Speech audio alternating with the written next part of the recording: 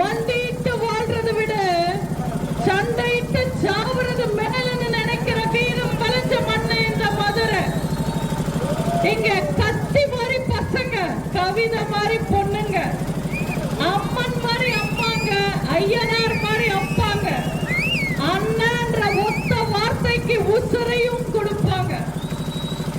கடவுளாண்ட பூமி உங்க ராஜாவே சாமி. நெத்தி நிறைய துர்நூறும் நெஞ்சம் நிறைய ஈரத்தோடையும் வீரத்தோடையும் தேவரையா வாழ்ந்த பூமி. இங்க பாதிரியாரோ பாயோ நட்பனு வந்துட்டா நீங்க தான் காவல். மார்புல குத்துறவன் சண்டைக்காரனா இருந்தாலும் பாராட்டிட்டு சாவா. அதே முதுகுல குத்துறவன் ஜாதிக்காரனா இருந்தாலும் மன்னிக்க மாட்டான். பாசமும் ரோசமும் கோபமும் அன்பும் பண்பும் இருக்கிற மக்கள் இந்த மதுரை மக்கள். இந்த மண்ணுல நின்றுகிட்டு இந்த மக்கள் மத்தியில பேசுறது எப்பவுமே ஒரு மகிழ்ச்சி தான். பொதுவா டாக்டர் இரவு பகல் பார்க்காம நேரம் சமயம் பார்க்காம மக்கள் சேவை செய்யறவங்க. நம்ம டாக்டரும் எம்பிஐ டெல்லி போனாலும் நேரம் காலம் பார்க்காம எல்லா சமயமும் உங்களுக்காக சேவை செய்வாருன்றது உறுதி. உங்க டிடிவி இன்னொன்னு ஓபிஎஸ் பயங்கரமா அசிங்கப்படுத்துறாங்க பாஜக. அவங்க எவ்வளவு மரியாதையோட வாழ்ந்தவங்க. அவரு ரெட்டையும் முடக்கிடுவோம், அதிமுகவை கையில எடுத்துடுவோம் பேசுறாங்க. போட்டே சொல்லிட்டாங்க, இபிஎஸ் கையில தான் கட்சி இருக்கு, அதிமுக இருக்கு, ரெட்டால இருக்கு, அவங்களுக்கு தான் முழுமையான உரிமை இருக்கு, வேற யாரும் உரிமை கேட்க முடியாதுன்னு போட்டு சொல்லிட்டாங்க. அதனால பக்கெட் சின்னம் கேட்டு போயிருக்காரு. யாரோ ஜோசியர் சொல்லியிருப்பாரு, நீங்க பக்கெட் சின்னத்துல நின்னா ஓட்டெல்லாம் பாரி எடுத்துடலான்னு. அதனால பக்கெட் சின்னம் கேட்கிறாங்க. நீங்களே யோசிச்சு பாருங்க, இவங்க எல்லாம் மக்களுக்காக கூட்டணி சேர்ந்திருக்காங்களா? மக்கள் முன்னேற்றத்துக்காக பாடுபட கூட்டணி சேர்ந்திருக்காங்களா? அவங்களோட சுயநலத்துக்காக, அவங்களோட வாரிசுகளுக்காக, அவங்களோட ஆதாயத்துக்காக ஒண்ணு சேர்ந்திருக்காங்க. இந்த கூட்டம் எல்லாமே நம்ம வீட்டுக்கும் நாட்டுக்கும் கேடு. தயவு செஞ்சு இவங்களெல்லாம் நம்பாதீங்க.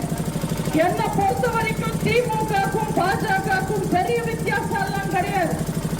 திமுக பயங்கரமா பொய் சொல்லும், பாஜக சொல்ற பொய்ய பயங்கரமா சொல்லும். திமுக திராவிட மாடலை ஏமாத்தும், பாஜக இந்திய மாடலை ஏமாத்தும். திமுக கடவுளை திட்டிக்கிட்டே சாமி கும்பிடும், பாஜக கடவுளை திட்டுற அளவுக்கு சாமி கும்பிடும். ஸ்டாலின் மகனை பத்தி மட்டுமே யோசிப்பாரு, மோடி மதத்தை பத்தி மட்டுமே யோசிப்பாரு. ஸ்டாலின் டெய்லி விக்கு வைப்பாரு, மோடி ஒரு நாள் நாட்டையே விக்கு வைப்பாரு. ஸ்டாலின் மனைவி மகன் மருமகனுக்கு பினாமி, மோடி அம்பானி அதானிக்கு பினாமி. திமுக மக்கள் கிட்டயே திருடுவாங்க, பாஜக மாநிலங்கள் கிட்டயே திருடுவாங்க. திமுக திருட்டுல ஸ்பெஷலிஸ்ட், பாஜக உருட்டுல ஸ்பெஷலிஸ்ட். பாஜக பாரத் மாதா கி ஜெய், திமுக ஸ்டாலின் பேட்டா கி ஜெய். ரெண்டு பேருமே ஆபத்தானவங்க, நமக்கு ரெண்டு பேருமே தேவையில்லை. தேர்தல் வந்தா போதும்,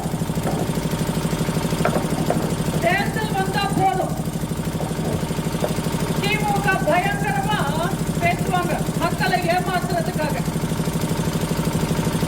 இஷ்டத்துக்கு தேர்தல் அறிக்கை எல்லாம் தருவாங்க. இந்த தேர்தலுக்கும் மக்களுக்கு வாக்குறுதி தராங்க திமுக. திமுக சொல்றாங்க, இந்த எலெக்ஷன்ல திமுக ஜெயிச்சா சிலிண்டர் 500 ரூபாய்க்கே தருவாங்களா, பெட்ரோல் 75க்கே தருவாங்களா, டீசல் 65க்கே தருவாங்களா. எப்படி தருவாங்க? திமுக தருவாங்க, 500 ரூபாய்க்கு சிலிண்டர் தருவாங்க, ஆனா உள்ள கேஸ் இருக்காது. 75க்கு பெட்ரோல் தருவாங்க, ஆனா 1/2 லிட்டர் தருவாங்க, பாதிதான் ஊற்றுவாங்க. 65க்கு டீசல் தரேன்னு சொல்லுவாங்க, தருவாங்க, ஆனா தகுதியான டிரைவர்ஸ்க்கு மட்டுமே தருவோம்னு சொல்லுவாங்க. யாருப்பா தகுதியான டிரைவர்ஸ் கேட்டா கன்ஃபார்ம் இல்லாதவங்கன்னு சொல்லுவாங்க. திமுக தேர்தல் சமயத்துல மக்களை ஏமாத்துறதுக்கு என்ன வேணுமானாலும் பேசுவாங்க. திமுக ஒரு மாதிரி பேசுவாங்க, தேர்தலுக்கு பின்னாடி திமுக ஒரு மாதிரி பேசுவாங்க.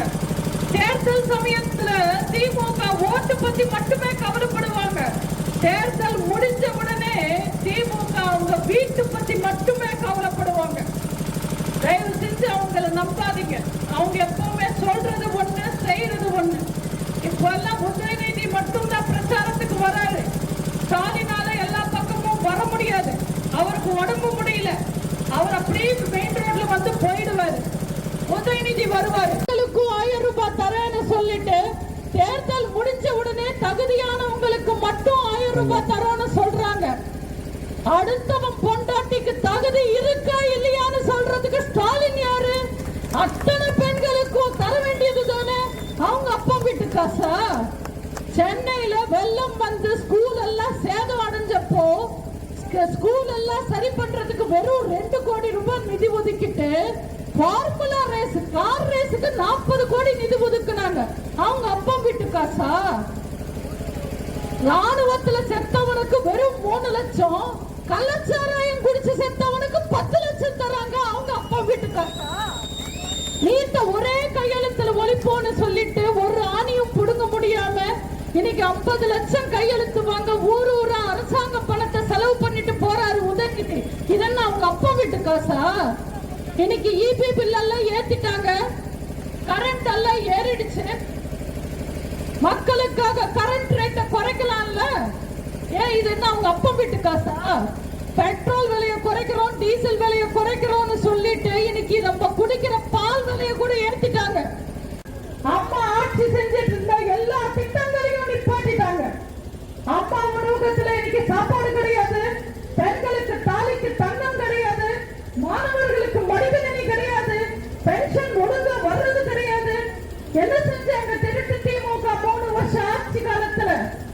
நீங்க யோசிச்சு பாத்தீங்களா? ஆனா உதயநிதி மட்டும் வீரம் மாதிரி பேசுறாரு, பழிய தூக்கி மத்திய அரசாங்கம் மேல போடுறாரு. நாங்க மக்களுக்கு நல்லது பண்ணணும்னு நினைக்கிறோம், ஆனா மத்திய அரசாங்கம் நிதி கொடுக்கல.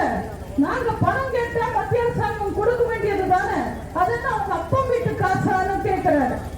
உங்களை ஏமாத்துறதுக்காக. ஆனா இந்த திமுக ஆட்சி காலத்துல இருக்கிற ஊழலை தூக்குறது ரொம்ப கஷ்டம், திமுக காரங்களோட அராஜகங்களை தூக்குறது ரொம்ப கஷ்டம். திமுக ஆட்சி காலத்துல வளர்ந்திருக்கிற போதை விற்பனை, கஞ்சா விற்பனையை தூக்குறது கஷ்டம். நீட்ட ஒழிப்போம், நீட்ட ஒழிப்போம்னு சொன்னாங்களே, அந்த நீட்ட தூக்குறது கஷ்டம். இப்படி எதுவுமே தூக்க முடியாம வெக்கம் கெட்டு போய் செங்கலை தூக்கிட்டு வராரு ஒரு பொறுப்பான அமைச்சர், ஒரு முதலமைச்சர் பையன். மக்களை சந்திக்கும்